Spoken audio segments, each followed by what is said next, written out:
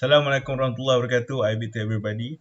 I, as the representative of the group for Section 4 in DMC, Diploma in Mechanical Engineering in UTeM, be presenting our final year project for our Occupational Safety and Health Administration. Right? So, first up, I'm gonna introduce my fellow partner. So, member is Mio Lukman Hakim. Second, Shawin. Third, me, Mohamed Rafiq.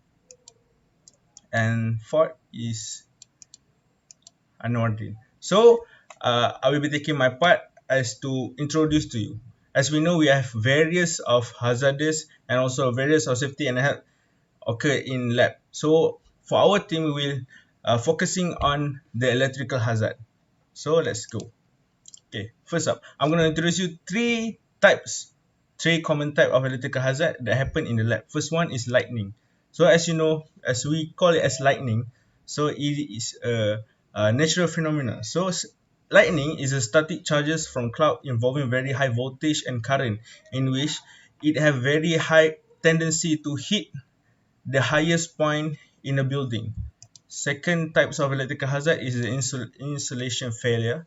As we know, insulation failure can occur in many ways. So in general, it is the degradation of insulation. It means that when a wire has sustained for a long time, it will slowly disintegrate. So second, it can cause shock to anyone encountering the wire. So as human, if we touch the open wire, as we know, our body is the conductor of electric. So the electricity can flow inside our body and can cause damage. So the causes of the insulation failure, we will point some of the causes. The first one is the direct sunlight.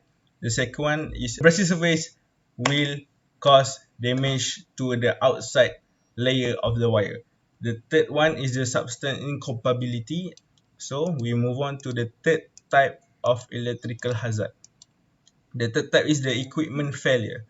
So the first point is wet insulation can become a conductor and cause an electrical shock.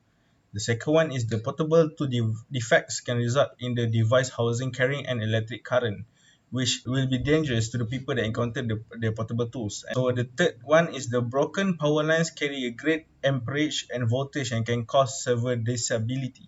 The fourth is when equipment is not properly grounded or insulated. So these are three electrical hazards that we should aware, especially in the lab.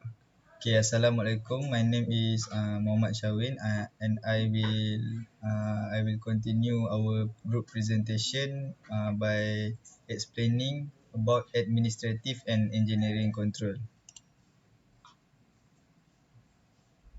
Okay, first of all, we had engineering control, or we can say the way of reduction to reduce the hazard risk. So first, the fundamental approach of reducing electrical dangers is to ground the electrical device. Then by doing that, we can achieve when one of the circuit conductor is linked to the earth.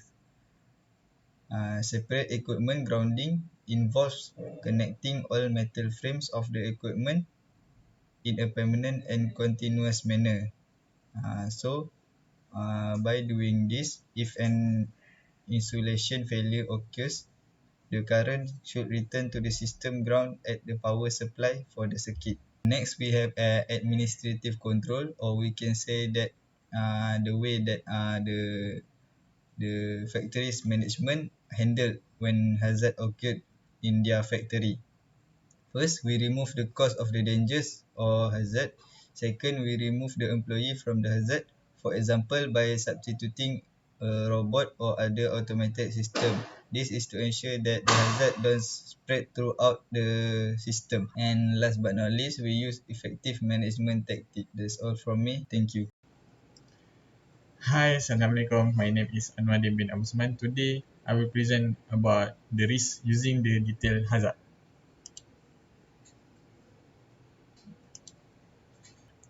Okay, firstly, the failure mode and effect analysis. Okay, first one take long time and expensive. So this is because of based on subjective analysis and engineering experience that are known by small group. So it's make a lot time to make the analysis. So number two is hard to find hazard due to more than one failure. Hard to combine the effect of multiply failure mode of different item to identify combined hazard. To point number two is a fault tree analysis FTA. So the risk is, firstly, some major event may be overlooked. It takes time and effort to select all of the major event that must be investigated. Because this technique cannot easily identify this event, and a preliminary investigation may be required to meet this certification. So, and the number two, this analysis make time consuming and expensive for complex system. That's all from me. Thank you. Assalamualaikum. Hi, Assalamualaikum warahmatullahi wabarakatuh. So my name is Miolama Hakim. So I will present about impact to safety and health.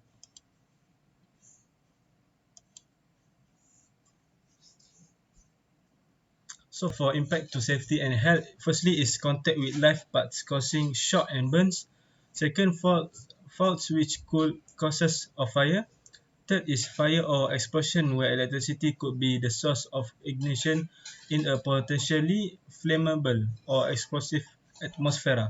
And in addition is cause an explosion due to short circuit or a spark from a circuit connection.